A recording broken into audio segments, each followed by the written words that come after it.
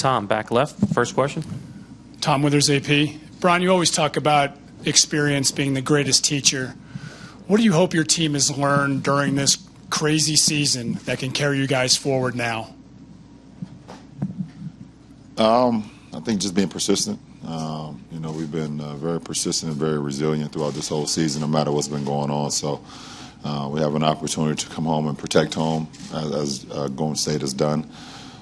So we look forward to the challenge. It's a very tall task, a very tough challenge, as I mentioned before the series even started, going against these guys, going against this team. But we have an opportunity to seize the opportunity. So look forward to that. Mark, left side in the aisle. Mark Spears, undefeated. LeBron, and then training camp, you talked about this in regards to the Warriors, but do you have any comment on Trump on inviting the Eagles to the White House after most of the black players decided not to go? I just found out about it when I was walking up to the podium. I didn't really digest it enough, but it's typical of him. I'm not surprised. It's typical of him, and I don't know. I know no matter who wins this series, no one wants to invite anyway, so it won't be Golden State or Cleveland going. Any thoughts on the stand the black players made?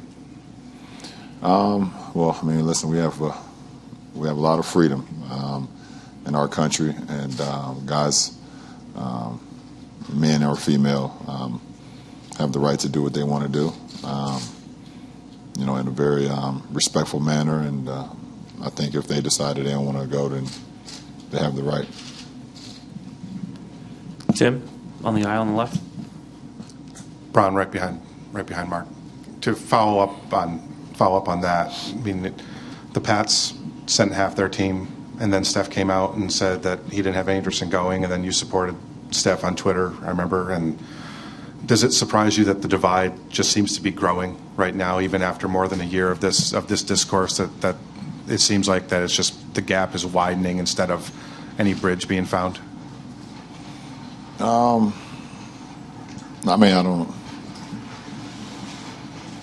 I think as long as he's in office, then the communication and things like that is going to continue to happen.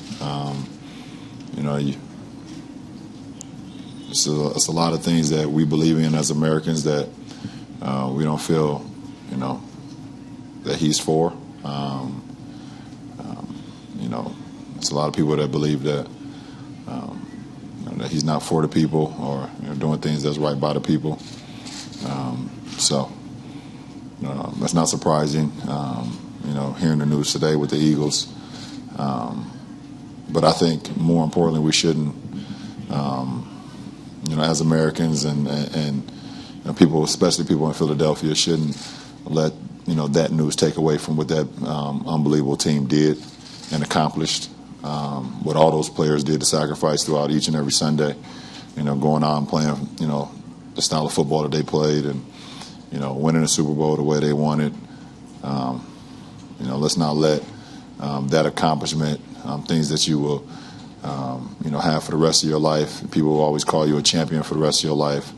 Let's not let, someone uninviting you to their house take away from that moment, because I think the championship of winning a Super Bowl, or winning a Stanley Cup, or winning a World Series, or winning an NBA championship, or a national championship, is way bigger than getting invited to the White House, especially with him in there, in my opinion. Rachel up front. Just one more layer on that. LeBron, the Minnesota Lynx won the WNBA title this year, and great series, great final game. They didn't even get an invite. You've always been really supportive of the WNBA and women's basketball. What did you think of that? I think it's laughable at this point. You always hear her saying, you just laugh and stop you from crying. And I think that's a lot of the instances that's going on as far as, outside of the sports world. But we know how important sports is to our country and how it continues to, bring people together. excite people, make people talk about it, no matter if it's here on this stage here, but on the streets or on the bus, in the barbershops and coffee shops or wherever the case may be. We know sports is so big and because it's able to captivate people and bring people together. So, for them not to even be invited, playing our beautiful game of basketball, no matter if it's the WNBA or the NBA or if it's little leagues or high school or whatever the case may be, it's basketball. It's our beautiful game, and those women, those girls, they're unbelievable at doing it. I think it's laughable, in my opinion. Over here, Michael. Michael Pina from Vice Sports. You're nearly shooting 50% from the mid-range in this postseason. How confident are you in that shot compared to earlier points in your career? I'm confident in every part of my game, at this point in my career.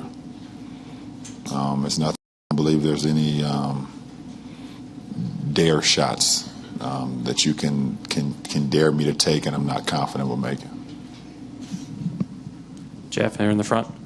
Jeff Shedell, News Herald. LeBron, Ty told us he wants you guys to be more physical against the Warriors tomorrow and Friday. How difficult will that be to do that and just stay within your normal game? Well, bringing a physicality to a game, I think, has always been a point of emphasis for our ball club. And I think it started from game one of the Indiana series. They were more physical than us, and we realized that the playoffs had started.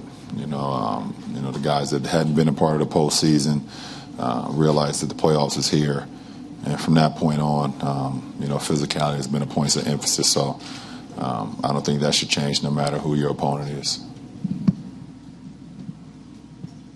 In the back, Ann, on 4. Ann Killian with the San Francisco Chronicle. Everyone talks about home court advantage, and you guys have clearly had it through these playoffs. Can you be specific about what it is that makes you play so well in this building? Well, first of all, you give a lot of credit to the fans. Your fans bring you so much excitement as well. I always believe like the role players, play much better at home than they do on the road. They feed off the crowd. They feed off the familiarity with not only being home, but being on their home floor, having their own locker and things of that nature. I think that's definitely helped us out a lot throughout this postseason thus far, and pretty much in the postseason since I returned a few years ago. So Chris, Jeff, and Jermaine, last 3. Chris Haynes, ESPN. LeBron, there's a clip that's gone viral of that game 1 in the timeout huddle after that, before going into overtime. It seemed like you were just finding out that you guys still had a timeout. What was going through your head at that time, and was it pretty self-explanatory? Pretty much. It went viral. Yeah, pretty much. Damn cameras.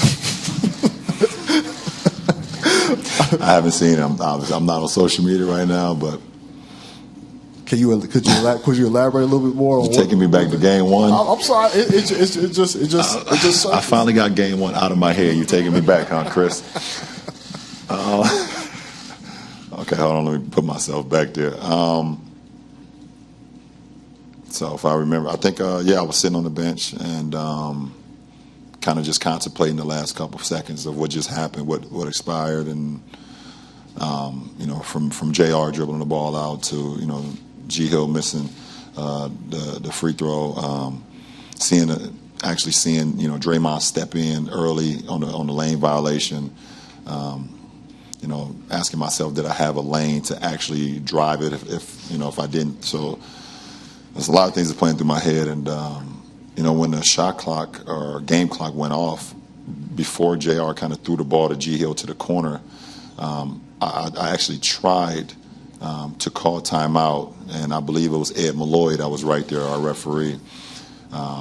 I don't know if I had enough time because I was kind of, a little bit still in shock of what was going on at that point in time. So I got to the bench. First thing that came to my mind, I was like, okay, I was calling timeout.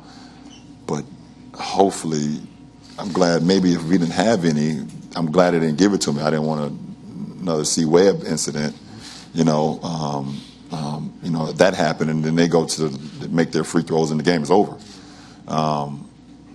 So I asked our coaching staff if we had a timeout, and they told me yes. And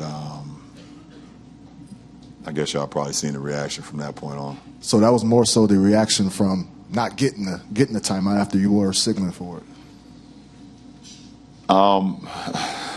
Yeah, it was just knowing that we had an opportunity to have another possession, even with the offensive rebound. It was just a heartbreaking loss. Chris over here, then Jermaine. Sorry, Jeff. Jeff Zogett, USA Today. LeBron, you're down 2-0 to Golden State again. Does this 2-0 feel differently than the previous two seasons? I mean, I have no idea, Jeff. I don't know how I felt last year or the year before that. I'm not quite sure. I know it feels like we're down 2-0, and I don't like the way I feel. I don't like the way, the mood that I'm in right now. Knowing whatever, I mean, there's no like, okay, you're down 2-0 and you feel better than you're down 2-0 before. I mean, it's just, when you're down like this in a deficit like this versus a team like this, there's no good feeling. So, I mean, I don't feel good about it. Jermaine, and the last question on the left. With that moment between regulation and overtime, like Chris said, it has gone viral. Give me 1 second. Sorry. I don't feel good how I feel right now. Not how I feel about the rest of the series. I know how clips can get broken up, and somebody can clip that and be like, oh, LeBron said he doesn't feel good about this. I personally don't feel good today of the deficit that we have, not about tomorrow. I feel great about our opportunity. Go ahead. During those moments between regulation and overtime in Game 1, like Chris said, it has gone viral, meaning you have been getting criticized for not trying to pick up your teammates during that time. Is that fair criticism, not being in your shoes? Me? Me being criticized? No. You said I got criticized for something, right? No, I don't believe that. Not me. I don't care. I don't care at all. I mean, we're in the NBA Finals. I mean, how much more picking up teammates you want me to do? We're in the NBA Finals to compete for a championship. All right, appreciate it.